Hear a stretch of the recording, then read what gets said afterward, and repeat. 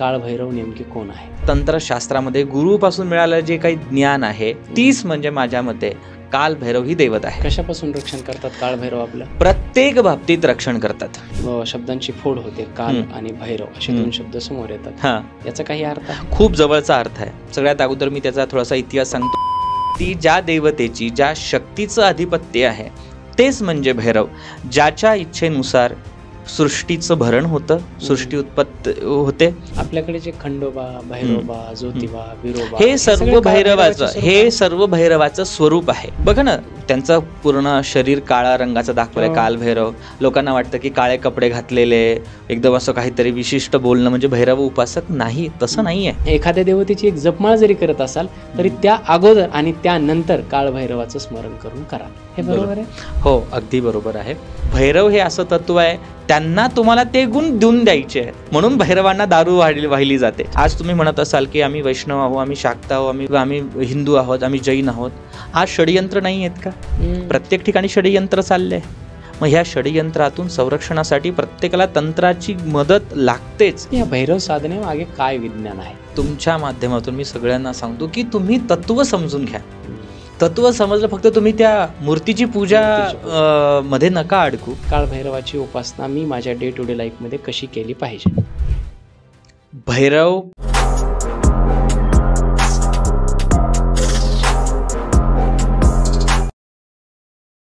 नमस्कार मित्रांनो, मी डॉक्टर राज जाधव महाराष्ट्राच्या सर्वात समृद्ध मंचावरती तुम्हा सर्वांचं पुन्हा एकदा खूप खूप खूप स्वागत करतो. आज आपल्या मंचावरती जे गेस्ट आलेले आहेत ते आहेत मयुरेश विस्पुते गुरुजी. त्यांच्याबद्दल जास्त काही इंट्रोडक्शन देण्याची गरज नाही. बऱ्याच पॉडकास्टमधून किंवा त्यांचे स्वतःचे व्हिडिओज या सर्व माध्यमातून तुम्ही त्यांना पाहिलेलंच असेल. परंतु आजचा जो पॉडकास्ट आपल्याला करायचा होता तो होता काळभैरव विशेष. काळभैरवाचं अनन्यसाधारण असं महत्त्व पुराणांमध्ये किंवा अध्यात्मामध्ये आहे. परंतु आपल्या जनसामान्यामध्ये काळभैरवाचं महत्त्व किंवा काळभैरवाची साधना, त्यांची उपासना कुठल्या पद्धतीने केली पाहिजे, का केली पाहिजे, सर्वात महत्त्वाचा प्रश्न. आणि या सगळ्याची उत्तरं आपल्याला माहीत नसतात, म्हणून आपण त्या सर्वांबद्दलची एक विस्तृत पद्धतीची माहिती आजच्या या पॉडकास्टमधून आपण घेणार आहोत. तर तुम्हा सर्वांचा जास्त वेळ घेणार नाही आणि आपण सरळ गुरुजींकडे वळूयात आणि बघूयात आज आपल्याला काळभैरव आणि काळभैरव साधना यामध्ये काय नवीन माहिती किंवा काय गूढ अशी माहिती ऐकायला मिळते ते. नमस्कार गुरुजी. नमस्कार. खूप खूप स्वागत आहे राजमंचावरती तुमचं. धन्यवाद. जय श्री कृष्ण. श्री मात्रे नमः.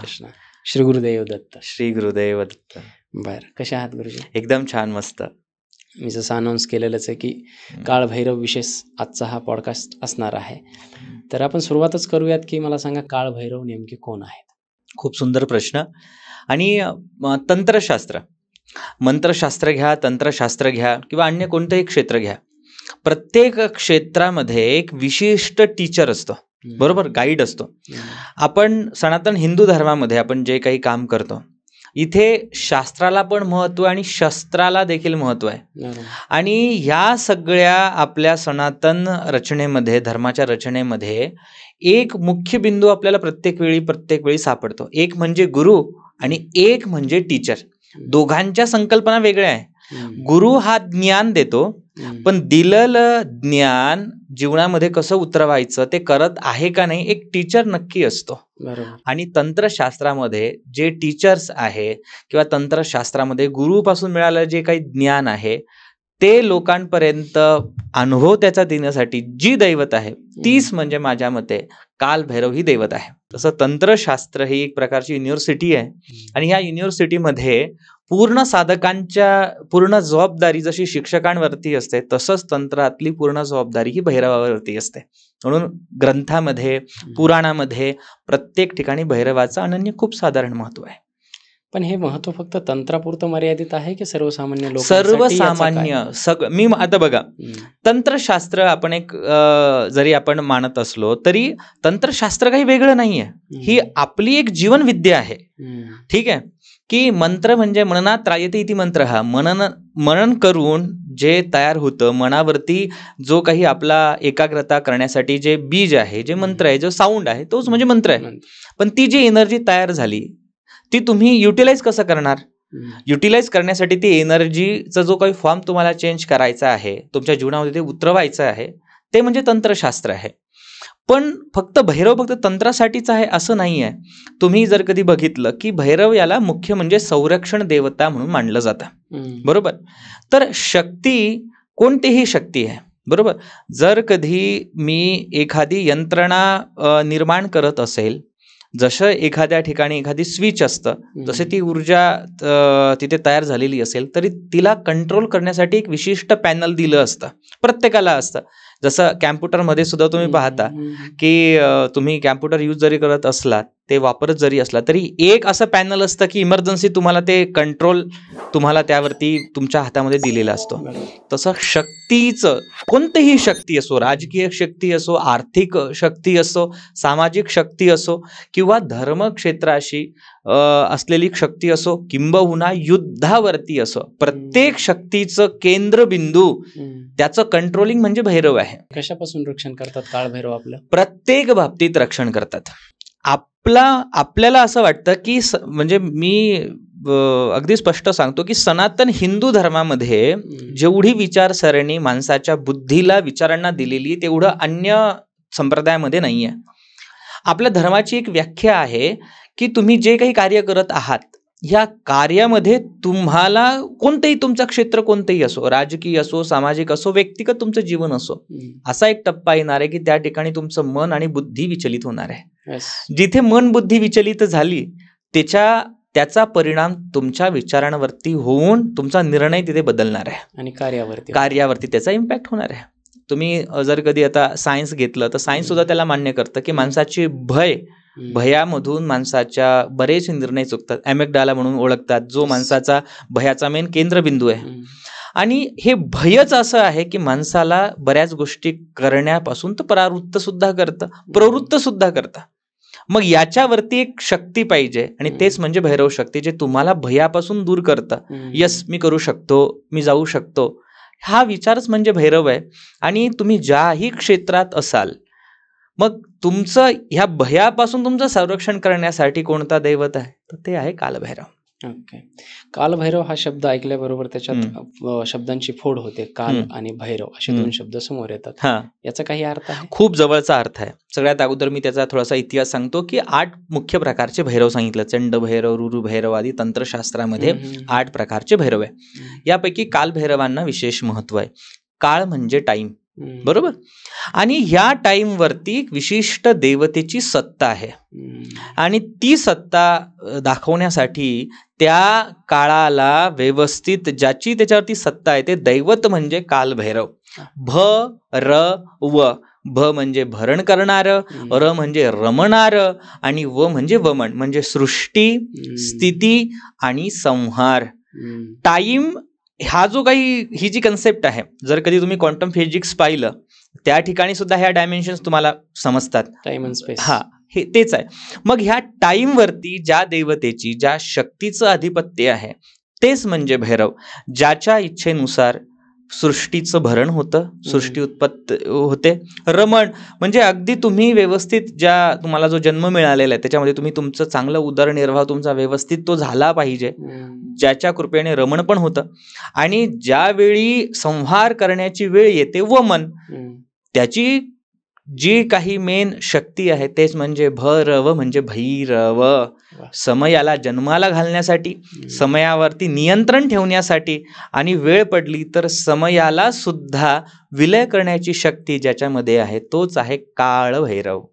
समयावरती विजय मिळवणारा, समयावरती सत्ता गाजवणारा. आपल्याकडे काय होतं, आपल्या हिंदू सनातन धर्मामध्ये आपण दैवांचं काय बोलू शकतो, आपण इमेज बनवतो किंवा त्याचा फोटो एक क्रिएट करतो आपल्या माइंडमध्ये आणि तत्व विसरून जातो. अगदी बरोबर, खूप छान पद्धतीने समजावलं. म्हणजे काळ भैरव म्हणल्याबरोबर माझ्या पुढे आतापर्यंत मी फोटोमध्ये किंवा मूर्तीमध्ये पाहिलेलं कुत्र्यावरती आरूढ, आयुध धारण केलेलं अशा पद्धतीचं एक रूप दिसतं. परंतु ते जे तत्व आहे त्या तत्वाला आपण विसरून जातो आणि मग ते तंत्रापासून आपली विलग होतो आणि मग ते देवाला आपण तसं पाहू शकत नाही. कारण त्याचं जर हे तत्व आता जे तुम्ही सांगितलं ते लक्षात आल्याच्या नंतर त्याची जी व्याप्ती आहे ती फार मोठी झाली आणि काळभैरव किती मोठं दैवत आहे हे माझ्या लक्षात आलं. आपल्या धर्मामध्ये बघा, आपलं जो सनातन हिंदू धर्म जो आहे हा चैतन्याचा उपासक आहे. हम्म. आपण आता गणपती बाप्पा गेले, आपण मूर्तीमध्ये प्राणप्रतिष्ठापना केली, पण ती मूर्तीची पूजा नाही आहे, बरोबर. ती चैतन्याची पूजा आहे, एनर्जीची. जे लोक म्हणतात ना, आपल्यावरती बरेच आक्षेप होतात की तुम्ही मूर्ती उपासना करता, तुम्ही जे स्वतः बनवतात देवाला, तुम्ही स्वतः बनवता आणि स्वतः त्याची पूजा करता, तुम्ही मूर्ती उपासक आहे. नाही, सनातन हिंदू धर्म हा मूर्ती उपासक नाहीये, मूर्तीमध्ये असलेलं चैतन्याचं उपासक आहे. जेव्हा त्या मूर्तीतलं चैतन्य तुम्ही विसर्जित करता, स्वतःमध्ये उत्तर पूजा करता, तेव्हा आपण ती अगदी विधिवत मूर्तीचं विसर्जन सुद्धा करतो. मृत्यू झाल्याच्या नंतर शरीर सुद्धा तेच आहे. म्हणून चैतन्याला प्रधानता देणारं आपलं शास्त्र आहे. पण काळाचा महिमा असा आहे की मग आपण ते मुख्य चैतन्य विसरून गेलो आणि या ज्या काही बाह्य जे आवरण आहे त्याच्यामध्ये माणूस भरकटला गेला. आणि तंत्रासोबत सुद्धा अगदी तेच झालं. तंत्र म्हणजे अगदी क्लिअर आहे, माणसाला जीवन यापन करताना ज्या विचारांची गरज प्रत्येक वेळी पावलोपावली लागेल तेच म्हणजे तंत्र आहे, दुसरं तिसरं काही नाही आहे. जसं विज्ञान हे शरीरावरती काम करतं, भोगा एन्जॉय करा याच्यासाठी तंत्र काम करतं, विज्ञान काम करतं, पण तंत्र तसं नाही. तंत्र हा मानवीय मेंदूवरती काम करतो, बुद्धीवरती काम करतो, विचारांवरती काम करतो. भैरव, काळभैरव या तत्वाची, या शब्दाची, या देवतेची व्याप्ती प्रचंड मोठी आहे हे तर माझ्या लक्षात आलंच. परंतु जस्ट आपण काळभैरव असं म्हटलं की लोकांना ज्या माहीत असतात, काही कथा माहीत असतात, उत्पत्तीच्या कथा, आणि प्रत्येक देवतेचे कार्यकारण भाव आहे त्यांचा या सृष्टीमध्ये येण्याचा. तर तो कार्यकारण भाव काय होता किंवा काळभैरवाची उत्पत्ती कशी झाली?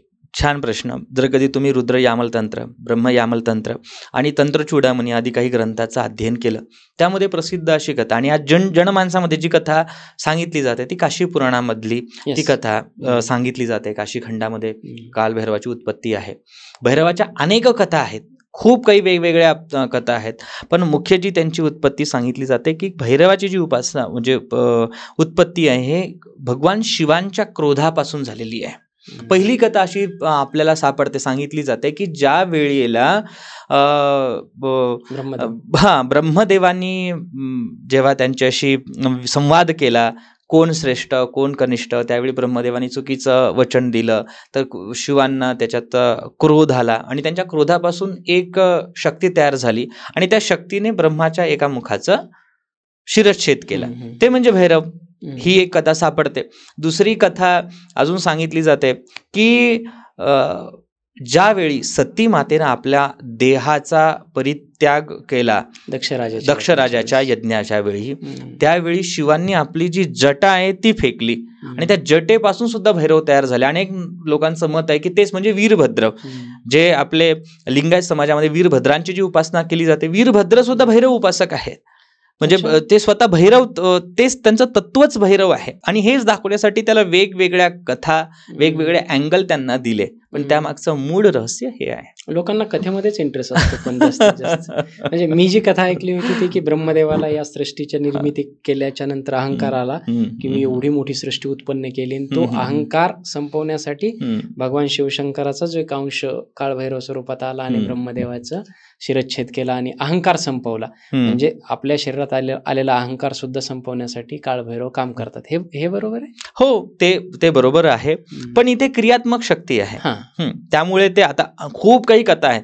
तंत्रचूडामणीमध्ये सुद्धा खूप कथा आहे, वेगवेगळ्या ग्रंथामध्ये कथा सांगितल्या जातात, पण त्याचा मर्म एकच आहे, शक्तीला कंट्रोलिंग करणं. प्रत्येक क्षेत्रामध्ये तुम्हाला तो बिंदू दिसतोच की तुमच्याकडे जर कधी शक्ती आली आणि ते तुम्हाला कंट्रोल करण्यासाठी ज्या देवतेचं करावं लागतं तेच भैरव शक्ती आहे. आता बघा, आपण आज जर कधी तुम्ही पश्चिम म्हणजे संभाजीनगर जिल्हा जर कधी तुम्ही सोडला, तिथून जसं तुम्ही पश्चिम महाराष्ट्रामध्ये येतात, पश्चिम महाराष्ट्रामध्ये आपल्या पुण्यामध्ये, मुंबईमध्ये प्रत्येक ठिकाणी तुम्हाला काळभैरव, जोगेश्वरी, आपलं बीड, इकडे आपलं धाराशिव आदी ह्या ठिकाणी तुम्हाला भैरवाची उपासना दिसते का? एक ग्रामदैवत म्हणून. महाराष्ट्रामध्ये सुद्धा 99% प्रत्येक गावामध्ये तुम्हाला भैरव स्थापित दिसतील का? संरक्षण आहे ना, कंट्रोलिंग आहे. असेही सुद्धा अनेक गावामध्ये जर तुम्ही फिरला तर जर कधी काही संकट आलं तर तुम्हाला त्या ग्रामदेवतेची साधना सांगितली आहे की ज्या भैरवाला तुम्ही, काही लोक पाणी वाहतात, पाऊस पडत नसेल तर जिथे तुमची मानवीय मर्यादा संपली आता तुम्ही सर्व उपाय करून संपले, त्यावेळी ते भैरव म्हणजे जे ग्रामदैवत रूपात जे आहे, संरक्षण आहे ना. पूर्वी अशी प्रथा होती की जर कधी एखादी रोग आला, ते थांबतच नाहीये, तर ग्रामदैवताचे अर्चन तिथे सांगितली जात होते.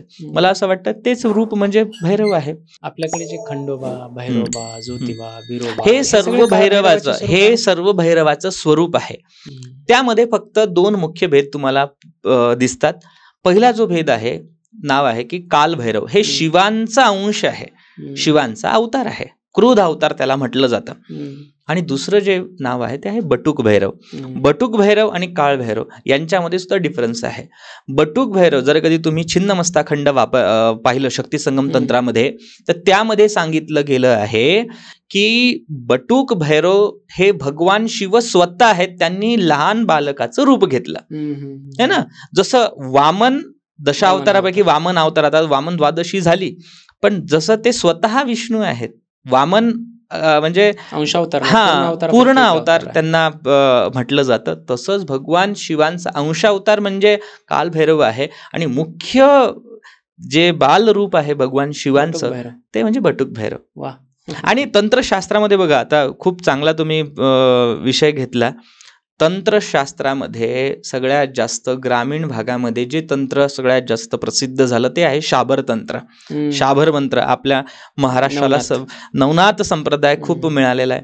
नवनाथ संप्रदायामध्ये जितकेही शाबर मंत्र आहे, आतापर्यंत जितकेही शाबर मंत्र आहे, सगळ्यात जास्त व्याप्ती ही भैरवांवरतीच आहे. सगळ्यात जास्त मंत्र हे काल भैरवांवरतीच आहे, भैरवांवरती आहे आणि हनुमानावरती आहे. म्हणून याला तुम्ही विलग नाही करू शकत. सगळ्यात महत्वाचं शक्ती म्हणजे भैरव शक्ती आहे. प्रत्येक शक्तिपीठामध्ये, महाराष्ट्रातलं तुम्ही 3.5 शक्तिपीठ घ्या अथवा संपूर्ण भारतातले 51 शक्तिपीठ घ्या, त्या शक्ती समोर तुम्हाला भैरवांची स्थापना दिसेलच. शक्ती आली ना, शक्तिपीठ म्हणजे काय, शक्तीचे केंद्र, सेंटर. शक्तिपीठम, पीठम काय, त्या शक्तीचा एक सोर्स है ना, एनर्जीचा सोर्स. पण त्या एनर्जीला बरोबर चॅनलाइज करण्यासाठी कोणती तरी एनर्जी पाहिजे ना, कोणता तरी एक स्विच पाहिजे ना. ते स्विच किंवा ते बिंदू म्हणजेच भैरव आहे. म्हणून प्रत्येक शक्तिपीठावरती तुम्हाला भैरव दिसतात. जिथे जिथे शिवस्थानं आहेत तिथे सुद्धा, तिथेही तुम्हाला 12 ज्योतिर्लिंग असेल. मी म्हटलं ना की क्षेत्र, एक तर ते ऊर्जेचं क्षेत्र असेल, देहाचं क्षेत्र असेल, त्या ठिकाणी तुम्हाला भैरव तुम्हाला व्यवस्थित दिसतात.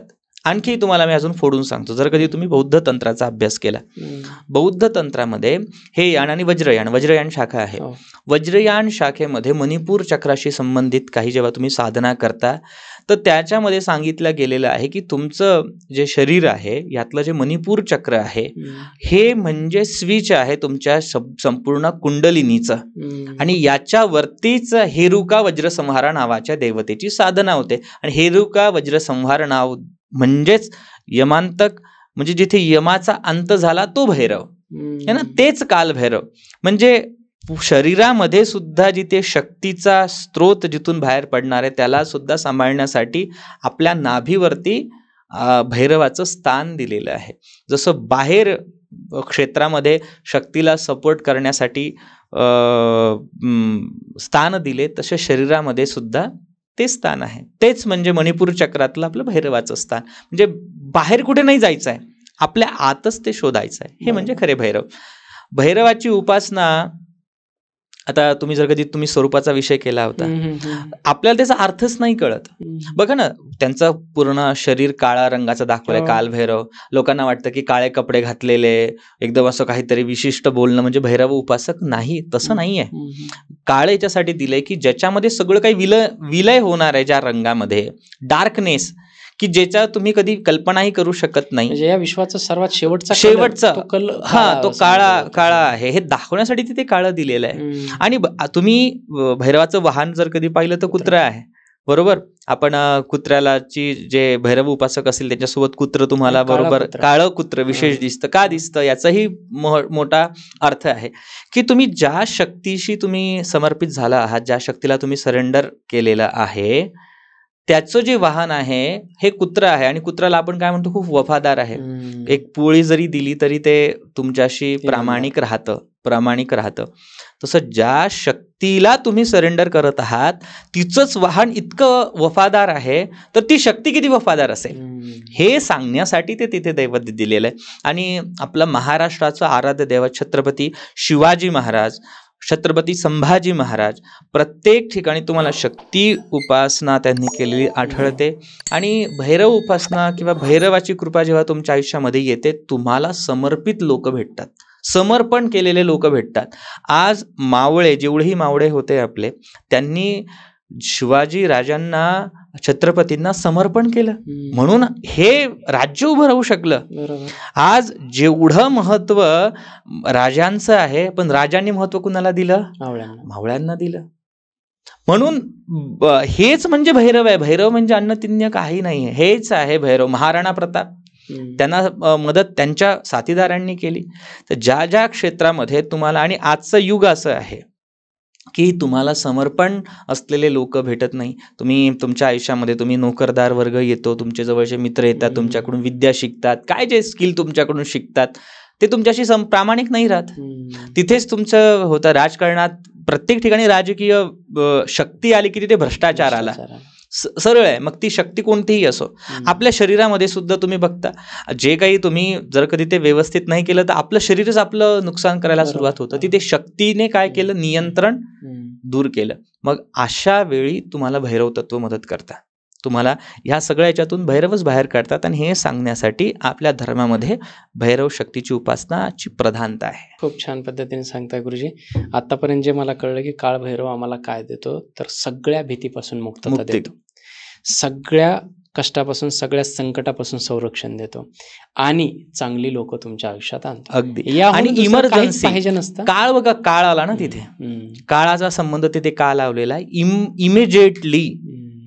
इतर कुठे दोनच देवतेला काल म्हणजे मुख्य म्हणजे 3 देवता अशा आहेत जिथे तुम्हाला काल शब्द जॉईंट होतो. महाकाली, महाकाल आणि काळ भैरव. ह्या 3 देवता अशा आहेत. ह्या 3 देवता एकदम तुमच्या आयुष्यामध्ये फास्ट मध्ये तुमच्या आयुष्यामध्ये परिवर्तन करतात. म्हणजे असं काही देव प्रकट झाला नाही, त्याने काळच चेंज केला, त्यानं तो टाइमच चेंज केला. म्हणून काळ भैरवाची व्याप्ती खूप मोठी आहे.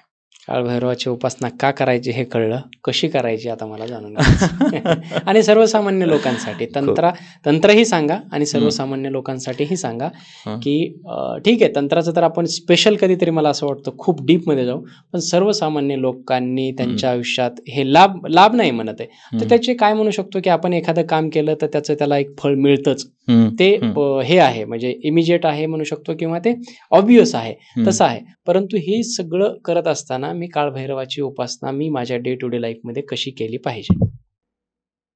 भैरव प्रत्येक गावामध्ये तुमच्या जवळपास तुम्हाला भैरवाचं मंदिर दिसतं. भैरवाच्या विशिष्ट तिथी सांगितलेल्या आहे, कालाष्टमी सांगितलेली आहे. कृष्ण पक्षामध्ये म्हणजे अमावस्यानंतरचा येणारा 8 दिवसाचा काळ, अष्टमीच्या दिवशी किंवा रविवारच्या दिवशी भैरव मंदिरामध्ये जाऊन दर्शन घेणं. तिथे हे व्हा ते व्हा असं मी कधीच कोणाला काही सांगत नाही. फक्त तुम्ही त्या शक्तीला सरेंडर करा, समर्पण भावाने तुम्ही त्या शक्तीचं दर्शन घ्या, हे आपण करू शकतो. सोबत कालभैरवाष्टक अत्यंत प्रसिद्ध आहे, प्रत्येकाने ते वाचलं पाहिजे. सोबत बघा, तंत्रशास्त्र किंवा अध्यात्म एक प्रकारचं वर्कशॉप सारखं काम करतं. ठीक आहे, आपण पहिलीतला अभ्यास झाल्यानंतर दुसरीत जातो. मग देवाला काय प्रिय आहे? देवाला नाम प्रिय आहे. भैरवाला काय प्रिय आहे? तर मला असं वाटतं भैरवाला नाम प्रिय आहे. लोकांना असं वाटतं दारू. बघा, 2 दैवत तुम्ही नीट समजून घ्या. हनुमान हे असं दैवत आहे की तिथे तुम्हाला ब्रह्मचर्याचं पालन करायचं आहे, तिथे तुम्हाला शुद्धाशुद्धीचं पालन करायचं आहे, त्यांच्याकडनं तो गुण घ्यायचा आहे. भैरव हे असं तत्व आहे, त्यांना तुम्हाला ते गुण देऊन द्यायचे आहेत, म्हणून भैरवांना दारू वाहिली जाते. तो प्रश्न विचारणारच होतो की दारू दिली जाते भैरवाला. आता काशीला गेलो होतो, तिथे दारूची मोठी मोठी दुकान आहेत. हो, उज्जैनला पण भैरवाचं मोठं मंदिर आहे. तर हे तुम्हाला तुमच्यातली जेवढी निगेटिव्हिटी आहे, जे दुर्गुण आहे, तेच त्या भैरवाला अर्पण करून द्यायचे. पण एकदा ते दिलं ते वापस ग्रहण नाही करायचं. लोक म्हणतात आम्ही भैरवाचे उपासक आहोत, आम्हाला दारू चालते, नाही चालणार. तो भाग वेगळा आहे, पंचमकार, आपण त्यावरती भविष्यात पण बोलू. पण भैरवाला जेव्हा तुम्ही देतात, त्यांना नाम प्रिय आहे, तुम्ही त्यांच्या दुर्गुण देऊन तुम्ही त्यांच्यातले चांगले गुण घ्या. ती लिडरशिप तुमच्यामध्ये आली पाहिजे, याच्यासाठी तुम्ही उपासना आहे. भैरवाला नाम प्रिय आहे. म्हणून भैरवाची अष्टोत्तर नामावली प्रत्येकाने वाचली पाहिजे आणि आपण ती डिस्क्रिप्शनमध्ये पण ॲड करूया प्रत्येकाने आज. आणि कलियुगामध्ये 2 दैवत आज येणाऱ्या काळामध्ये प्रत्येकाने करावं. आज आपल्या लाईफमध्ये इनसिक्युरिटी सगळ्यात जास्त आहे. तुम्ही शुअरिटी कशीच नथिंग इज परमनंट. काहीच असं शुअर नाही आहे. तुमचं आरोग्य शुअर नाही आहे, तुमचं बॅलन्स जे असेल आर्थिक ते शुअर नाही, कधीही काही होऊ शकतं अशा वेळी. आणि आज लोकांना ते समजतंय की आज भैरव उपासनाचं महत्त्व लोकांना कळत आहे की उग्रता गरजेची आहे. फक्त आपल्याला काही एकदम संयम बाळगून काम नाही चालणार आहे. तुम्हाला मी नेहमी म्हणतो की युद्ध हे अगोदर तलवारीच्या पेनाने आणि रक्ताच्या शाईने लिहिलं जातं, नंतरच ते इतिहास त्याचा तसा घडला जातो. आज पण वेळ तसाच आहे. फक्त इथे युद्ध आता टेक्निकल झाले, युद्ध आता मानसिक युद्ध झाले. एक युद्ध आपल्या विरुद्ध पण सुरू आहे ना, स्वतःच्या आतमध्ये सुरू आहे. मग अशा वेळी तुम्हाला त्या शक्तीचं गरज खूप जास्त आहे. आज पॅरानॉर्मल प्रॉब्लेम वाढत चालले. आज जितकं इन्फ्लुएन्स लोकांवरती ह्या सगळ्या गोष्टींचा आहे, तंत्राचा आहे, वेगळ्या गोष्ट, एक संरक्षण पाहिजे ना. आज मी जर कधी इन्स्टा ओपन केलं तर मला असं आपल्यालाच वाटायला लागतं आपण चुकीचंच खातोय, आपण चुकीचंच राहतोय, आपला मोबाईल नंबर चुकीचा आहे, आपलं हे चुकीचं आहे. म्हणजे सगळं नकारात्मकता आपल्या जीवनामध्ये अगोदर आज येते. पण ह्या सगळ्यातून बाहेर काढणारं कोणतं आहे, ते तुमची पॉझिटिव्हिटी, तेच म्हणजे भैरव. म्हणून तुम्ही दर रविवारी भैरवाचं मंदिरामध्ये जाणं, दर्शन घेणं खूप गरजेचं आहे. कालभैरव अष्टक वाचणं खूप गरजेचं आहे. भैरव नामावलीचं नित्य पठन करणं गरजेचं आहे. आणि हे सात्विकरित्या होतं, त्याला काही फूल व्हा, पान व्हा, काही नाही आहे. नामपारायण प्रीता, परमेश्वराला नामप्रिय आहे, तशी तुम्ही उपासना करू शकता. सोबत भैरवाचा जो काळ आहे हा रात्रीचा काळ आहे. आणि तुम्ही बघता की सायन्समध्ये तुम्ही डॉक्टर आहात, तुम्हालाही माहिती आहे की जेवढेही आपले रात्रीच्या वेळेला आपली अवस्था थोडीशी नाजूक असते. तर माझं असं म्हणणं आहे की ह्या सगळ्या काळामध्ये रात्रीच्या वेळी झोपण्याच्या अगोदर नामावली ऐकून, बोलून किंवा कालभैरव अष्टक तुम्ही वाचून झोपलं पाहिजे. तुमचा माइंड रिलॅक्स होतो आणि तुम्ही शांत होतात. खूप गरजेचं आहे आजच्या काळात. एक व्हिडिओ मी पाहिला होता काळभैरवांवरतीच, की त्याने सांगितलं की तुम्ही ज्यावेळेस रात्री काळभैरव अष्टक वाचून किंवा ते जे नामावली सांगितली तुम्ही वाचून, तर तुम्ही म्हणजे आता आपण एखादे रूम आहे, मी माझं घर सोडतो तेव्हा घराला ताळा लावून जातो ना, तसं तुम्ही जर काळभैरव अष्टक वाचून झोपलात तर तुम्ही जे तुमचं हे तत्व आहे पूर्ण शरीर ते त्यांच्या हवाले करून लॉकमध्ये ठेवताय त्याच्यावर. आणि दुसरा एक प्रश्न मला फार महत्त्वाचा विचारायचा होता. असंच तुमच्यासारखेच एक साधक त्यांच्याशी बोलता बोलता त्यांनी सांगितलं की काळभैरवांची पूजा करणं का गरजेचं आहे. तुम्ही रोज कुठल्याही देवतेची एक माळ जरी जपत असाल तर त्याच्या आधी काळभैरव अष्टक किंवा काळभैरवाला स्मरण करून जपा. कारण काळभैरव हा तुमचा ऑरा लॉक करून ठेवणारे दैवत आहे की जे म्हणजे तुमच्या शक्तीचं अपव्यय न होणं, त्याचं स्टोरेज प्रॉपर होणं, त्या ऑराचं, त्या एनर्जीचं रक्षण करणं हे सुद्धा काम काळभैरव करतात. म्हणून तुम्ही रामकृष्ण हरी जरी करत असाल, त्यांनी मला जे सांगितलं ते सांगतोय, ते बरोबर की चूक तुम्ही मला सांगा. एखाद्या देवतेची एक जपमाळ जरी करत असाल तरी त्या अगोदर आणि त्यानंतर काळभैरवाचं स्मरण करून करा. हे बरोबर आहे? हो, अगदी बरोबर आहे. आणि ते चुकीचं पण नाहीये. पण मी थोडंसं त्याला विस्तृत पद्धतीने तुम्हाला असं सांगेल. आपल्या आयुर्वेदामध्ये असं सांगितलं जातं की तुम्ही ज्या पण मेडिसिन देता त्या मेडिसिनमध्ये तुम्हाला गिलोय म्हणजे गुळवेल थोडंसं तुम्हाला ॲड ते करूनच देतात. का? ते सप्लिमेंटरी आहे. ते प्रत्येक रक्तामध्ये ती औषध बरोबर भिळून देते. तुम्ही जर कधी आपलं होमिओपॅथी बघितलं, अल्कोहोल 1% का होणार तुम्हाला प्रिझर्वेटिव्ह ते तुम्हाला अल्कोहोल ते त्यामध्ये असतंच, ते तुम्हाला द्यावं लागतं. का? तसंच आपल्या तंत्रशास्त्रामध्ये शक्ती आहे. कोणतीही साधना करताना जेव्हा तुम्ही भैरवची उपासना त्याच्यामध्ये ॲड करता, ते प्रत्येक रोमामध्ये तुम्हाला ते मदत करतं. ते ती विद्या तिथपर्यंत शक्तीचं फलीभूत करून देतं. आणि भैरव बघा, भैरवाची जर कधी तुम्ही पाहिलं ना की शक्तीच्या अगोदर भैरव आहे. मला असं वाटतं की ही शक्ती आणि साधकांमधला मेन दुवा म्हणजे भैरव आहे. अगोदर तुम्हाला पियेला भेटावं लागतं ना. म्हणून त्या शक्ती तुमचे कोणते, आणि तुम्हाला जर कधी असं वाटत असेल की वैष्णवामध्ये भैरव नाहीये तर ते अत्यंत चुकीचं आहे. त्याच्याकडे वैष्णव परंपरेमध्ये सुद्धा भैरव उपासना आहे, त्याचा संदर्भ पण मी तुम्हाला देईल. प्रत्येक उपासनेमध्ये कोणताही पंथ असो, इव्हन जैन जरी तुम्ही पंथ पकडला तरी त्यामध्ये सुद्धा भैरव उपासना आहेत. म्हणून त्या शक्तीला तुम्ही इग्नोर नाही करू शकत. आणखी तुम्हाला सोप्या पद्धतीने सांगतो, आमच्या श्रीविद्या परंपरेमध्ये अनेक लोक त्याला मान्य करतील नाही करतील हा त्यांचा विषय. आमचं असं म्हणणं आहे की दत्त परमेश्वर सुद्धा भैरव रूपातच आम्ही त्यांची साधना करतो. दत्तात्रय हे तत्व असं आहे ना, जोपर्यंत तुम्हाला दत्तात्रय समजत नाही तोपर्यंत तुम्हाला शक्ती श्रीविद्या कळू शकत नाही. आणि कथा खूप प्रसिद्ध आहे आमच्या परंपरेमध्ये की ज्यावेळी त्यांना जगदंबेचा साक्षात्कार झाला, ललिता त्रिपुर सुंदरीचा साक्षात्कार झाला, त्यावेळी आई षोडशी परांबाने त्यांची खूप परीक्षा घेण्याचा प्रयत्न केला आणि त्या परीक्षेतून त्या व्यवस्थितरित्या ते दत्तात्रय भगवान पास झाले. आणि त्यांचं रूप बघून त्यांची ती परीक्षा त्यांनी सगळी पास केली, त्यांना सगळं त्याच्यातून त्यांनी बाहेर काढलं. आणि ते आपल्या मुलाविषयी ते खूप जास्त त्यांना आदर वाटला की मी याच्यावरती काही स्त्रिया पाठवल्या, त्यांनी संयमतेनं त्याच्यातून उत्तर दिलं. मग आई जगदंबेने ललिता परांबिकेने स्वतःचा पदर फाडून त्यांना दिला आणि आजही ते कौपिन म्हणून महाराज धारण करतात. तर हा विषय आपल्याला तर बघा, शास्त्रार्थ आहे, त्याचे प्रमाण मला कुठे मिळालं नाही हेही तुम्हाला सांगतो, पण ही जनश्रुती आहे.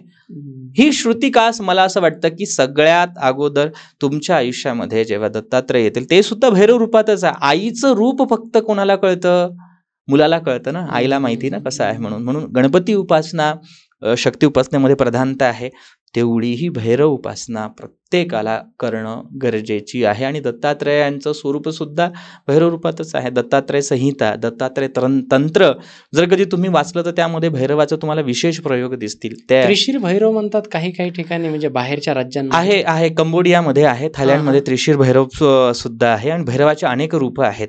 मी म्हटलं ना, मुख्य जर कधी पाहिलं तर 1108 भैरव आहे.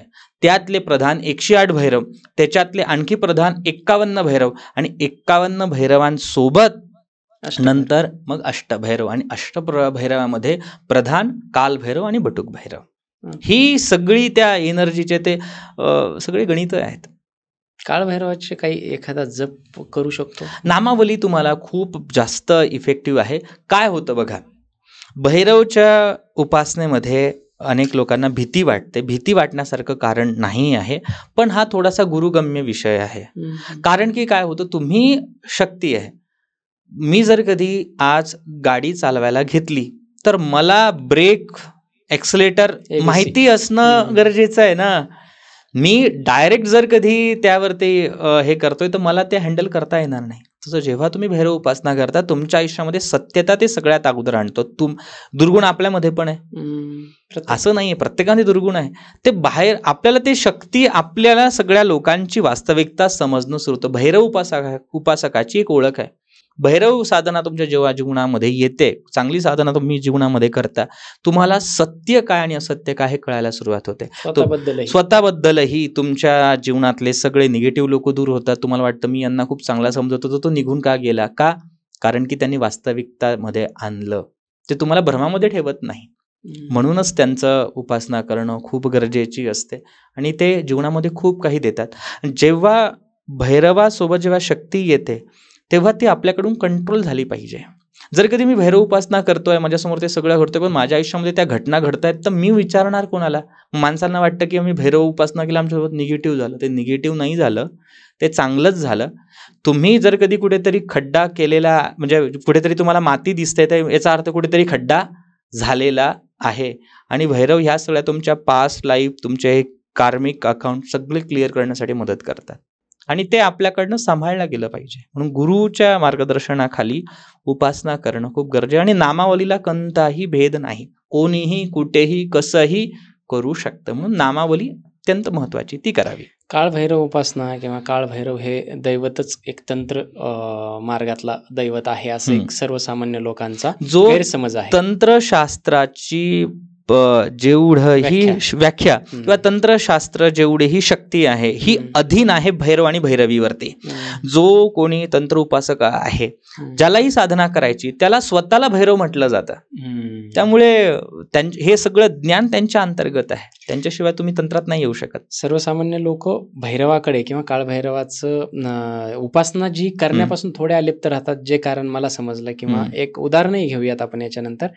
परंतु लोक काय म्हणतात की हे तंत्र मार्गातलं दैवत आहे, थोडं अघोर किंवा थोडं उग्र दैवत आहे. तर या दैवतामध्ये जर आपण त्यांची पूजा करत असताना काही चूक झाली तर त्याचं जे शिक्षा आहे ती सुद्धा पटकन मिळते, असं सर्वसाधारण धारणा आहे लोकांची. याबद्दल नाही, काय असं सांगाल? काहीच नाहीये, असं काहीच नाहीये. शाळेमध्ये गुरुजी छडी मारतात म्हणून तुम्ही शाळेत गेला नाहीत का? गेलोच ना. जितक्या छड्या ज्या माणसाला भेटलेल्या आहेत तितका तो पुढे गेलेला आहे. आता तो काही भाग वेगळा असेल, परंतु तसं आहे. छडी लागे छमछम विद्या येई घमघम. पण तसं काहीच नाहीये. ते दंड त्याच्यासाठी, दंड कुणाला देतात? अधर्म मार्ग नाशकम. जो आपल्या धर्मापासून, धर्म म्हणजे काय, धर्माची व्याख्या काय, तुमचं कर्तव्य. वडिलांचा एक धर्म आहे, वडिलांचा आईचा एक धर्म आहे, पतीचा एक धर्म आहे. तुम्ही स्वतःपासून, धर्मापासून जर तुम्ही वेगळे होत असाल तर तुम्हाला ते दंड देतील. दंड म्हणतील तुमच्या आयुष्यामध्ये ते सत्यता डोळ्यासमोर आणतात. असं काही खूप काही उलट होत नाही. सांगितलं ना मगाशी की हे का बोललो मी, कारण मध्यंतरी एक पॉडकास्टर आहेत हिंदीतले मोठे, रणवीर अलाहाबादिया म्हणून, आणि त्यांची एक कॉन्ट्रोवर्सी झाली ज्याच्यामधून ते फार बॅकफुटला गेले. आणि त्यांच्याविषयी खाली बरेच जे काही स्पिरिच्युअल लोक होते किंवा या तंत्रमार्गातील लोक होते, त्यांनी सांगितले की तो भैरवाची उपासना करत होता. एक असेच गुरु त्याच्या पॉडकास्टवरती आले होते आणि त्यांनी त्याला ओम भैरवाय नमः असं काहीतरी एक मंत्र दिला होता, तो त्याची उपासना करत होता. आणि तिथे काहीतरी भैरवाची उपासनेमध्ये चूक झाल्यामुळे तो इतक्या मागे फेकला गेला किंवा त्याच्यासोबत इतकी मोठी कॉन्ट्रोवर्सी झाली.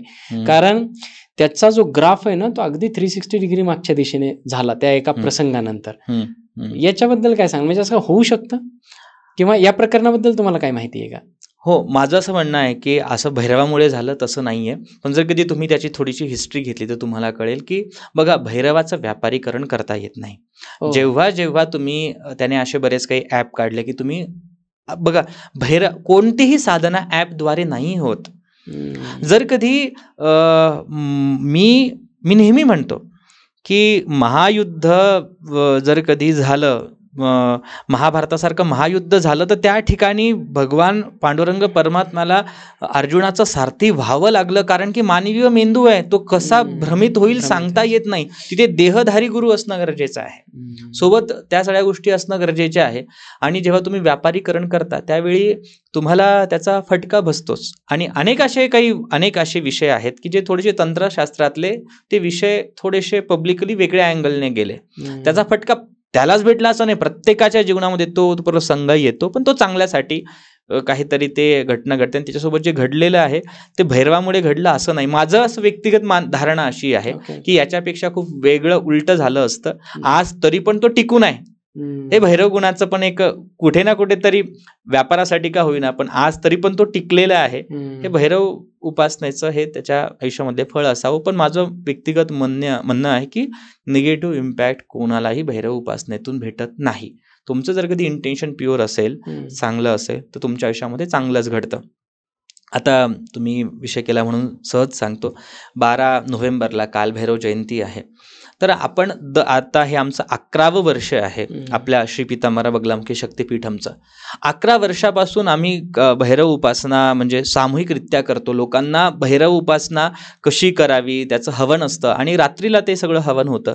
तर ह्यावेळेला पण तो आपण यज्ञ मोठा भैरवचंडी यज्ञ ठेवलेला. भैरवचंडी म्हणजे दुर्गा सप्तशतीच्या प्रत्येक मंत्राला भैरव मंत्राने संपुटित करून यज्ञ केला जातो.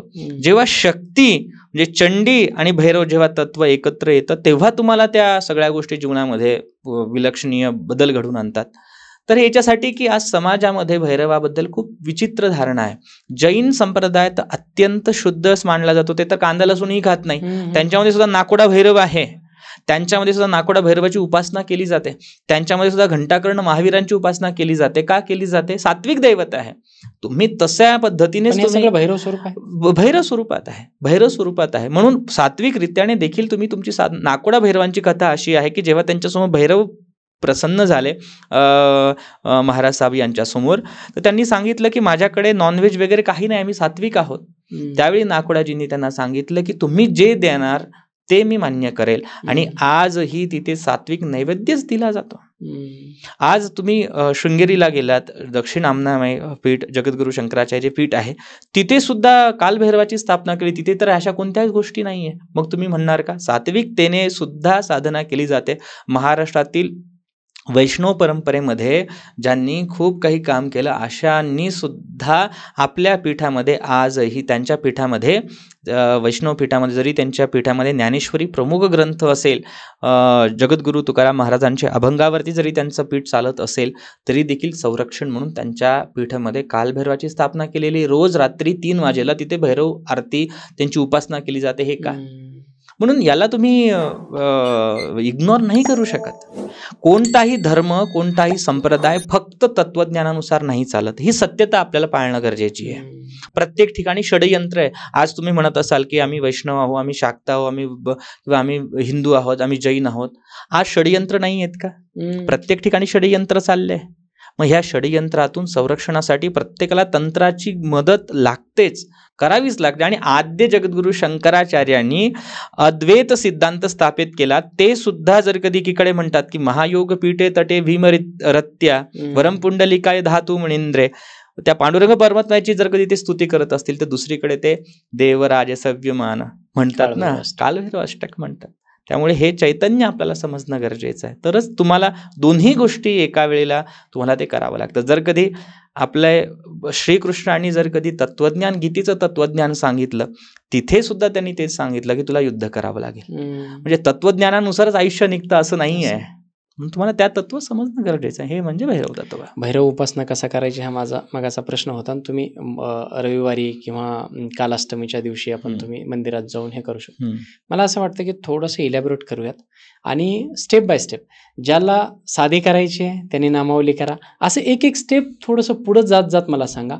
मग ते प्रेक्षकांना किंवा मला इथपर्यंतच करायचंय असं, आपण समजा एखाद्याला खूप सर्वसाधारण भक्ती करायची आहे, उपासना करायची आहे कालभैरवाची, तर तुम्ही फक्त कालभैरव अष्टक ऐका किंवा बोला. कोणाला हे करायचंय ते मंत्र. अशी किती स्टेप्स आहेत पुढे? खूप स्टेप आहेत. तरी पण आपण एक थोडक्यात जर सांगू शकलो. सांगतो.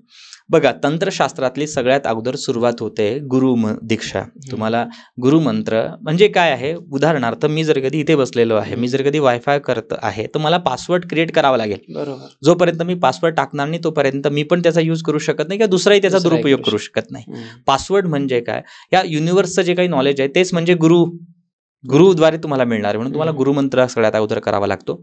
नंतर आहे स्टेबिलिटीसाठी गणपती, बुद्धी, गणपतीची उपासना तुम्हाला करावी लागते. गणपतीचे अनेक फॉर्म आहेत. आता श्रीविद्येचं जरी घेतलं तरी देखील तुम्हाला गणपतीची उपासना करावी लागते. आणि आपल्या महाराष्ट्राची किंवा आपण ज्या भागामध्ये येतो, 2 भाग प्रामुख्याने आपल्या सनातन धर्मामध्ये जरा एक वेगळे आहे. पहिला जो भाग, जर कधी तुम्ही दक्षिण भारतामध्ये गेलात तर त्या ठिकाणी तर कालभैरव उपासना आहे, पण तिथे प्रधानता सुब्रमण्य म्हणजे कार्तिक स्वामीची आहे. ज्ञान, वैराग्य याचं शिवतत्व समजून घ्यायच्यासाठी तुम्हाला अगोदर कार्तिकेयची उपासना करायची आहे. पण आपण उत्तर भारत ह्या भागामध्ये जर कधी आपण पाहिलं तर आपल्या भागामध्ये भैरव उपासनेची प्रधानता जास्त आहे. आपल्याला कार्तिकेची उपासना नाही करावी लागणार. आपल्याला कसली उपासना करावी लागणार? गणपती, नंतर भैरव, कालभैरव. त्यामुळे जोपर्यंत तुम्हाला शिवशक्तीला तुम्ही तेव्हा समजू शकता जोपर्यंत तुम्ही गणपती आणि भैरव नाही करू शकत. म्हणून भैरव उपासना खूप गरजेची. म्हणून भैरव उपासना तेव्हा गरजेची आहे. आणि भैरवाचं फक्त एक भैरव करून नाही चालत. तुम्ही दुर्गेचा, आता चंडीचा विषय घेतला तर चंडीमध्ये अष्टमातृका आहे, अष्टभैरव आहे आणि प्रत्येक माणसाच्या नक्षत्रानुसार भैरवाचं स्वरूप आहे. अरे वा. जसं उन्मत्त भैरवाची उपासना कोणी करावी हा सुद्धा एक वेगळा अभ्यास आहे. संहार भैरवाची साधना कोणी करावी तो पण एक वेगळा अभ्यास आहे. स्मशान भैरव आदी खूप वेगवेगळ्या भैरवांची उपासना तुम्हाला तंत्रशास्त्रामध्ये त्यासाठी करावी लागते. दशमहाविद्यांचा विषय घेतला तर उदाहरणार्थ जर कधी मी बगलामुखीची साधना करत आहे तर मला बगलामुखीची साधना करताना अगोदर हरिद्रा गणपतीची उपासना करावी लागणार. नंतर स्वर्णाकर्षण हे त्यांचे भैरव आहे. स्वर्णाकर्षण भैरवाची साधना केल्यानंतर मला बगलामुखीची साधना करावी लागते. म्हणजे प्रत्येक ठिकाणी तुम्हाला भैरवची साधनाची पद्धत वेगळी असते. नंतर त्याचे प्रकार, उदाहरणार्थ तुमची जी परंपरा आहे त्याच्यामध्ये अनेक ठिकाणी तुम्हाला पंचमकाराचा उल्लेख भेटतो. पंचमकार प्रत्येक व्यक्ती नाही करू शकत. मांस, मद्य, मैथुन, मुद्रा आदी ह्या प्रत्येक व्यक्ती नाही करू शकत. हे माझ्यासाठी माझी परंपराच मला सांगणार की मला ते कसं करायचं आहे. भैरवाचे विशिष्ट जप असतात. जसे 4 लाख जप गणपतीला अत्यंत प्रिय आहे, तसे भैरवाचे अनेक मंत्र आहे, त्याचा जप तुम्हाला करावा लागतो. त्यामुळे याच्या अनेक स्टेप आहेत आणि त्या आपल्याला अगोदरच्या स्टेप केल्याशिवाय पुढच्या स्टेपचा काहीही फायदा होणार नाही. अगोदर तुम्हाला 10वी 12वी पास करावी लागेल, नंतर तुम्हाला ग्रॅज्युएशनचा लेवलचा अभ्यास असो. तंत्रशास्त्र तसंच काम करतं. पण ओव्हरऑल एवढं सगळं करण्यापेक्षा तुम्ही अगदी सर्वसाधारण तिथून तुम्हाला करा तुमच्या आयुष्यामध्ये. आणि असं नाही आहे की तुमच्या आयुष्यामध्ये चांगले गुरु तू येणं केनं प्रकारे ना, आम्हीच नाही, कोणी ना कोणी तुमच्या आयुष्यामध्ये चांगला मार्गदर्शक भेटतो. आणि तेवढं केल्यावरती सुद्धा जे भेटणार आहे ते नामावलीतून साध्य होतं. आम्ही पण तेच करतो, म्हणून त्या गोष्टी केल्या पाहिजे. आपण ज्या देवताची उपासना करतो आपण त्यांच्या सारखे किंवा त्या तत्वासारखे व्हायला लागतो. हे खरं आहे. देवम भूत्वाम देवम यजत. येस. आणि मग ते काळभैरव तत्व तेच फार महत्वाचं वाटतं मला. आणि मगाशी आपण त्या तत्वाबद्दल बोललो, ते किती परिपूर्ण आहे. त्याच्यामुळे प्रत्येकाने काळभैरवाची उपासना 100% केली पाहिजे. काय होतं, आपल्या गावखेड्यामध्ये सुद्धा कुठे महादेवाचं मंदिर असतं, म्हणजे प्रत्येक ठिकाणी, परंतु महादेवाचं एक मुख्य पीठ म्हणू शकतो किंवा हेडक्वार्टर ते काशीला वगैरे समजलं जातं असं आपण म्हणतो ना. तसं काळभैरवाचं दर्शन घेण्यासाठी वगैरे तर काळभैरवाची जी मुख्य स्थान आहेत ते कुठली आहेत? उज्जैनला आहे कालभैरवाचं मंदिर, सगळ्यात महत्वाचं उज्जैनला आहे. तिथे दर्शन घेतलं पाहिजे. काशीला त्यांचं क्षेत्र आहे. काशीला बटुक भैरवांचं पण स्थान आहे आणि कालभैरवांचं पण स्थान आहे. महाराष्ट्रामध्ये अनेक ठिकाणी सोनारी त्या ठिकाणी पण त्या ठिकाणी तुमचं दर्शन घेतलं पाहिजे. आणि आणखी सांगतो, आपल्या महाराष्ट्रामध्ये माहिती नाही अनेक लोकांना, खंडोबा सुद्धा भैरवाचं स्वरूप आहे. तितकंच आपलं दख्खनचा राजा ज्योतिबा हे मूळ बटुक भैरवाचं स्वरूप आहे, ज्योती रूपात आहे. मी म्हटलं ना की कालभैरवाची उपासना जेवढी पॉवरफुल आहे त्याच्यापेक्षा अधिक पॉवरफुल बटुक भैरवाची उपासना आहे. तंत्रशास्त्रामध्ये बाला त्रिपुर सुंदरीची उपासना, सुब्रमण्यमची उपासना आणि बटुक भैरवाची उपासना ही लवकर फलीभूत होते, कारण की त्यांना अगदी 8 वर्षाचे 10 वर्षाच्या बालकांचं रूप दिलेलं आहे. म्हणून ज्योतिबा हे सुद्धा प्रमुख बटुक भैरवाचं मुख्य तत्व आहे. छिन्नमस्ता खंडामध्ये सांगितलेलं आहे की आता तुम्ही जो पॉडकास्टरचा प्रश्न विचारला त्याचं उत्तर तुम्हाला आता भेटेल. ज्यावेळी तुम्ही कोणतीही शक्ती उपासना करत असताना अनेक योगिनी यक्षिणी तुमच्यावरती अगदी ते असं उघड्यावरती ठेवलेलं जसं गुळाचा खडा असतो त्याच्यावरती जसं सगळ्या माशा तुटून पडतात तयार करतात, तसं तुमच्या आयुष्यामध्ये, साधकाच्या आयुष्यामध्ये तसे ब्रह्मराक्षस वेगवेगळ्या ज्या कृत्रिम किंवा अशा नगण्य ज्या देवता आहेत ते तुमच्यावरती अटॅक करतात. अशा वेळी भगवान शिवानी बटुक भैरवाचं रूप धारण केलं आणि नंतर त्या व्यक्तीला सगळं काही त्या मार्गातून मुक्तता आपल्याला होते. आपद उद्धारक म्हटलेलं आहे. आपद नावाच्या दैत्याला मारण्यासाठी 10 वर्षाच्या बालकाने जे शिवाचं रूप घेतलं त्यांना बटुक म्हटलं जातं. तर ते शक्ती किती पॉवरफुल आहे. आणि आपल्या महाराष्ट्रामध्ये ज्योतिबा तर अनेक लोकांचं कुलदैवत आहे. ज्योती रूपात देवाचं पूजन केलेलं आहे. बघा, मुख्य समजून घ्या, आज जो विषय सांगणार आहे तो तुम्हाला समजणं खूप गरजेचं आहे. महादेवाला अभिषेक प्रिय आहे. महादेव केव्हाही रुद्राभिषेकाने खुश होतात. विष्णू भगवानांना शृंगार अत्यंत प्रिय आहे. जगदंबेला हवन म्हणून आपल्याकडे अष्टमीचं हवन केलं जातं. हवनाने जगदंबा प्रसन्न होते. गणपतीला तर्पण प्रिय आहे. गणपती तर्पणाने खुश होतात. सूर्य अर्घ्य दिल्याने खुश होतात. आणि भैरव हे दीपाराधनाने अत्यंत खुश होतात. तंत्रशास्त्रामध्ये आम्हाला जेव्हा अशा काही प्रॉब्लेमला सामोरं जावं लागतं तेव्हा आम्ही भैरव दीपदान आदी विधी करावी लागते. चौमुखी दिवाला अत्यंत महत्व आहे. आणि जेव्हा तुम्ही साधना करतात ना, जेव्हा आपण आता जे 11 तारखेला 12 नोव्हेंबरला जो कार्यक्रम आहे त्या दिवशी 11 तारखेला आपण भैरव साधना लोकांना शिकवतो, देतो. त्यामध्ये सगळं न्यास विनियोग लोकांना सांगितलं जातं. तर त्यावेळी हे जे काही उत्पत्ती सांगितली जाते तंत्रशास्त्राची, ह्या मार्गाची, तर पंचमुख जसा हनुमान आहे तसे पंचमुख भगवान शिव आहे. त्यांच्या दक्षिण मुख आघोर मुखापासून भैरव उपासनेची सुरुवात झालेली आहे. कालमुख संप्रदाय आपल्या शाबर परंपरेमध्ये नाथ संप्रदायामध्ये आहे. ज्याला काळावरती विजय मिळवायचा असेल त्याने ह्या मार्गाची साधना करावी. मग अशा वेळी चौमुखी दिवा काय आहे? 4 ते पंचतत्वाचं प्रतीक आणि जो ज्योती आहे या ज्योती रूपामध्येच तुम्हाला भैरवाची आराधना केली जाते. म्हणून ज्योती रूपात भैरवाचं विशेष महत्त्व आहे आणि तोच म्हणजे आपले ज्योतिबा. म्हणून मला असं वाटतं की आपल्या महाराष्ट्रामध्ये इतके मोठे मोठे दैवत आहे, स्थानं आहेत, तर आपण त्या गोष्टीचं बाहेर जाण्याची गरज नाही. तुम्ही त्यांना त्या रूपात भजा, तुम्हाला ते व्यवस्थित भेटतं, तुम्हाला ते सगळं फायदा तुम्हाला तुमच्या जीवनामध्ये होऊन जातो. काय होतं, थोडेसे आपल्याकडे लोक बाकीच्या विषयामध्ये वैज्ञानिक नाही झाले किंवा चिकित्सक दृष्टिकोन नाही ठेवला तरी सत्य सनातन परंपरेविषयी आपण काही बोलायला लागलो की मग मात्र चिकित्सक होतात, विज्ञान दृष्टिकोन मागतात. म्हणून मी आवर्जून हा प्रश्न विचारतोय की या भैरव साधने मागे काय विज्ञान आहे? खूपच सुंदर प्रश्न. आणि तुमच्या माध्यमातून मी सगळ्यांना सांगतो की तुम्ही तत्व समजून घ्या. तत्व समजलं, फक्त तुम्ही त्या मूर्तीची पूजा मध्ये नका अडकू.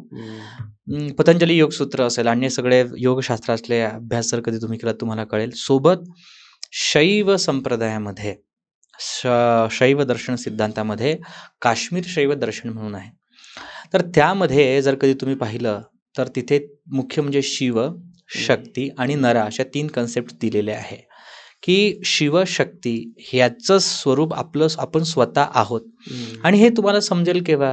जेव्हा तुम्ही श्वासावरती कंट्रोल कराल. विज्ञान भैरव तंत्र म्हणून आहे. विज्ञान भैरव तंत्रामध्ये 112 पद्धतीच्या श्वासाच्या आणि ध्यानाच्या प्रक्रिया दिलेल्या आहेत. आणि विज्ञान भैरव तंत्र सांगतं की मी श्वास घेतोय तेव्हाचा वेळ आणि श्वास सोडतोय तो वेळ. पण ह्यामध्ये एक असा बिंदू येतो की मी तिथे एकदम तटस्थ होतो, मी शांत होतो. त्या शांत बिंदूलाच भैरव सांगितलेलं आहे. जेव्हा तुम्ही शिव म्हणजे तुम्ही श्वास घेतला, सोडला म्हणजे ती शक्ती झाली. पण जेव्हा तिथे शिव आणि शक्ती एक होतात, तुमचा जो देह तुम्ही तिथे शांत होऊन जातो, तो बिंदू म्हणजेच भैरव सांगितलंय. तुम्ही स्वतः भैरव आहात. जिथे नर म्हणजे आपण स्वतः आहोत, आपलं स्वतःचं अस्तित्व जिथे शून्य होतं ते म्हणजे विज्ञान भैरव तंत्र. मग इतकं जर कधी शुद्ध आपलं शास्त्र असेल तर त्याला आपण त्या गोष्टीने बघितलं पाहिजे. आणि मी अगोदर सुद्धा सांगितलं की न्यूरोलॉजीमध्ये जर कधी तुम्ही पाहिलं तर आपल्या भीतीचा केंद्रबिंदू म्हणजेच ॲमिग्डाला आहे. यावरती सगळ्यात जास्त इन्स्टंटली जर कधी कोणतं काम करत असेल तर ते ध्यान, मेडिटेशन आणि भैरव उपासना. ते तुम्ही करून बघा. भैरव उपासकाचं देहबोलीच वेगळी राहते. मी त्याच्यामध्ये खूप वेगळा कॉन्फिडन्स तुम्हाला विशेष करून देतो. आणि तुम्हाला अजून सांगतो, भैरवाचं एक रूप सवित्र सूर्य नारायण सुद्धा आहे. त्यांना मार्तंड भैरव म्हणतात. आणि तेच मार्तंड भैरवाची शक्तीच म्हणजेच आपले जेजुरीचा खंडेराय आहे. म्हणून जेव्हा आम्ही पूजन करतो त्यामध्ये मंत्र असतो की प्रकाश शक्ती सहिताय श्री मार्तंड भैरवाय, असा तिथे उल्लेख येतो. प्रकाशाच्या सोबत असलेला तो मार्तंड भैरव. मग इतकं शुद्ध चैतन्य जर कधी असेल तर आपण का नाही केलं पाहिजे? सोबत आपला जो कुलधर्म कुलाचार आहे, आपल्याला तर कुलदेवी माहिती असते, पण आपला तसा जशी आई आहे तसं वडील पण आहे. अनेक लोकांचा ज्योतिबा कुलदैवत आहे, अनेक लोकांचा भैरवनाथ कुलदैवत आहे, अनेक लोकांचा कुलदैवत आपले खंडोबा आहे. तर ह्या तत्वाशी तुम्ही प्रामाणिक राहिलं पाहिजे. आज जे अगदी काही छोटे मोठे पुस्तकं वाचून डिग्र्या कमवलेले आहेत ते थोडे विज्ञान सांगतात, पण जे मोठ्या पदावरती आहे, मी तुम्हाला सांगितलं की शिंदे घराणं ग्वालियरचं, ते सुद्धा त्यांचा कुलाचार व्यवस्थित सांभाळतात, ते सुद्धा तिथे येतात. खंडेरायाची त्यांच्या घरामध्ये स्थापना केलेली आहे, त्यांची पूर्ण व्यवस्थित करतात. मग आपण का करतो? आपण त्या गोष्टी का नाही केल्या गेल्या पाहिजे? त्या गोष्टी केल्या गेल्या पाहिजे. ते करणं खूप गरजेचं आहे. आणखी शेवटचं तुम्हाला सांगतो की राजस्थानामध्ये एक म्हण आहे की पुत्र ऐसा जनियो जाके शत्रू है हजार. की ज्या लोकांचे शत्रू सगळ्यात जास्त असतात त्याचं नाव खूप जास्त असतं. जेव्हा एके साईडला तुमचं नाव होतं, दुसरीकडे तुमचा अपप्रचारही होतो, तो तुम्ही असू देत, आम्ही असू देत. तर मग अशा वेळी प्रत्येक ठिकाणी तुमचे शत्रू उभे आहेत. अशा वेळी ते भैरव तत्व तुम्हाला खूप गरजेचं आहे. म्हणून भैरव उपासना नक्की करा. भैरव उपासनेतलं सर्वात चांगली पायरी किंवा पर्याय जो आहे तो काळभैरव अष्टक आहे आणि मी स्वतः त्या काळभैरव अष्टकाची शक्ती अनुभवलेली आहे. जेव्हा कधी आयुष्यामध्ये थोडंसं दडपण आलं आहे, अँझायटी आली आहे, थोडं डिप्रेसिव्ह वाटते की नाही यार आता माझं काही होऊ शकत नाही, असं मी थोडं खचलेलं असतो, त्यावेळेस मी आवर्जून ऐकतो किंवा वाचतो किंवा बोलतो. ते आता ते पाठही झाले कालांतराने बोलून, ऐकून, वाचून. ते ऐकल्याच्या नंतर जरी तुम्ही हेडफोन लावून ऐकले किंवा मी जेव्हा कारमधून पहिल्यांदा जातो तर पहिलं काळभैरव, सिरी प्लीज प्ले काळभैरव अष्टक, माझं हे असतं आणि तिथून पुढे माझी गाडी सुरू. खूप सुंदर. त्याची इतकी जबरदस्त एनर्जी आहे. मी प्रेक्षकांना सुद्धा सांगतो की कधीही आयुष्यात थोडंसं घाबरल्यासारखं, थोडंसं असं मागे पडल्यासारखं वाटलं ना, ते ऐका, त्याची एनर्जीच वेगळी. नक्कीच, कारण की ह्या ज्या घटना घडतात, ज्योतिषशास्त्रीय जर कधी पाहिलं तर शनी आणि राहू केतू ह्या ग्रहांचा प्रभाव खूप जास्त असतो. हो. लोक राहू म्हटलं की घाबरतात, 7.5 राहूची महादशा, आणि शांती करूनच हे सगळं काही उत्तर होत नाही. भेटतं असं काहीच नाही आहे, किंवा फक्त रत्न धारण केल्यानं होत नाही.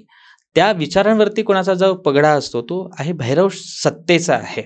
म्हणून तुम्हाला सगळ्यात अगोदर भैरव उपासना जर कधी तुम्ही केली तर हे जे काही असे जे काही अडचण आहे त्यातून तुम्ही बरोबर बाहेर पडतात, आणि ते केलं पाहिजे. इन्स्टंट एनर्जी काळभैरव अष्टक. काळ. इन्स म्हणजे ऐकल्या बरोबर असं वाटतं ना, मी कोणाच्या बापाला घाबरत असं होऊन जातं लिटरली. मी एकदम मराठी भाषेत सांगायचं. खूप छान, खूप छान बोलत राहावं असं वाटतंय, परंतु मला असं वाटतं की आपण आता प्रेक्षकांना ठरवू द्यात की इथून पुढे कसं जायचं ते. कारण काळभैरव आपण फार बेसिक लेवलला आपण हे पाहिलेलं आहे. आता हे काळभैरव साधना एकदम तंत्रमार्गाने, बटुक भैरव साधना, त्या अष्टभैरवांची साधना, त्याच्यात येणाऱ्या अडचणी, तिथून पुढे ज्या काही त्याच्या अनुक्रमणिका आहेत तंत्रामध्ये येणाऱ्या, त्या जर लोकांना ऐकायच्या असतील तर आपण पुढे त्यांना नक्कीच. थोडंसं विचारू की जर प्रेक्षकांना हे सुद्धा पाहायचं असेल येत्या काळामध्ये तर तुम्ही प्रश्न पाठवा. तुम्ही जास्तीत जास्त प्रश्न पाठवले तर मला बळ येईल गुरुजींना पुन्हा या मंचावरती त्या विषयाला घेऊन बोलण्यासाठी. पॉडकास्ट कसा वाटला हे नक्की सांगा. प्रश्न कुठलाही असू द्यात विचारा. आपला मंच त्यासाठीच आहे की आपण या मंचाच्या माध्यमातून तुमच्या प्रश्नाची उत्तरं देण्याचा, शोधण्याचा प्रयत्न करूयात. पॉडकास्ट लाईक करायचं आहे, कमेंट तर करायच्याच आहेत, आणि सर्वात महत्त्वाचं आपल्या मंचाचं जे ब्रीदवाक्य संवादातून उत्थान, तुम्ही जर जी माहिती मिळाली आहे ती इतरांपर्यंत शेअर केली तरच तुम्हाला त्याचं पुण्य मिळणार आहे. आणि त्यामुळे जी माहिती तुम्हाला मिळते ती इतरांपर्यंत शेअर करत राहा. सगळेजण उन्नत होऊयात, सगळेजण उत्थानित होऊयात आणि पुढे जाऊयात. कसं वाटलं गुरुजी? खूप चांगलं, खूप छान वाटलं आहे. आणि मी सगळ्यांना तुमच्या निमित्ताने विनंती करतो की तुम्ही कोणताही पॉडकास्ट बघा, मर्यादा आपल्याला पण आहे. बरोबर. आपण 40 मिनिटाच्या काळामध्ये काय काय सांगण्याचा प्रयत्न सांगायचं. करणार, आणि तुम्ही कोणतेही रील बघतात जरा तुम्ही थोडासा चिकित्सक बुद्धीने त्या गोष्टी अनुभवली पाहिजे, बघितलं पाहिजे. तर त्या गोष्टी बघा, अनुभवा. आणि 12 नोव्हेंबरला जो आपला कार्यक्रम आहे भैरव चंडीचा, ज्यांना कोणाला उपासना करण्याची इच्छा असेल, काही अडचणी असतील जीवनामध्ये, तर त्या कार्यक्रमाला एकदा या, बघा, बसा. तुम्हाला ती ऊर्जा तिथे तुम्हाला पूर्ण बरोबर तिथे अनुभवायला येईल, आणि मग नंतर तुम्ही निर्णय घ्या. जे आपल्या कार्यक्रमामध्ये सहभागी होतात त्यांना 11 तारखेला म्हणजे 15 दिवस अगोदरपासूनच त्यांना साधना करावी लागते. ज्यांनी साधना केली त्यांनाच यज्ञामध्ये बसण्याचा अधिकार दिला जातो, त्याशिवाय नाही. तर ती शक्ती अनुभवा. कार्यक्रमामध्ये तुम्ही येऊ शकता. 11 तारखेला अनेक लोकांना साधना पद्धती शिकवली जाते, दीक्षा दिल्या जातात. तर त्याचा तुम्ही व्यवस्थित लाभ घ्या. आणि हा व्यवसाय नाही आहे, हे यज्ञ कार्य आज होत राहणार, तर आपला सनातन धर्माचं संरक्षण होणार आहे. म्हणून या धर्माच्या संरक्षणासाठी हे सगळं आयोजलेलं आहे. तर प्रत्येकाने त्या कार्यक्रमाला यावं, आणि तुम्हाला म्हणजे सहर्ष तुम्हाला मी आमंत्रित करतो. तुम्हाला नक्की यायचं आहे. मी जाणारच आहे. गुरुजींनी जसं सांगितलं अगदी सोप्या भाषेत सांगतो. 12 नोव्हेंबरला काळभैरव जयंती आहे आणि त्याच जयंतीनिमित्त काळभैरव चंडी यज्ञ हा गुरुजींनी त्यांच्या श्री पितांबरा बगलामुखी शक्तिपीठ येथे नगरला, अहिल्यानगरला करण्याचं त्यांनी योजलं आहे. फार मोठा समारंभ होणार आहे. तिथे दीक्षाही दिली जाणार आहे, साधना शिकवल्या जाणार आहेत, आणि तुमचे जे जे प्रॉब्लेम्स असतात त्यानुसार त्या साधना किंवा तशा पद्धतीची दीक्षा दिली जाणार आहे. हे फार अभूतपूर्व असेल सगळं. मी जाणारच आहे. तुम्ही सर्वांनी यायचं असेल तर आपण कॉन्टॅक्ट डिटेल्स गुरुजींच्या त्या शक्तिपीठाच्या सर्व कॉन्टॅक्ट डिटेल्स डिस्क्रिप्शनमध्ये आपण देणार आहोत. तिथून तिथे आपण पोहोचू शकतो. खूप खूप धन्यवाद सर्वांचे. गुरुजी नमस्कार. नमस्कार. जय श्री कृष्ण. श्री गुरुदेव दत्त.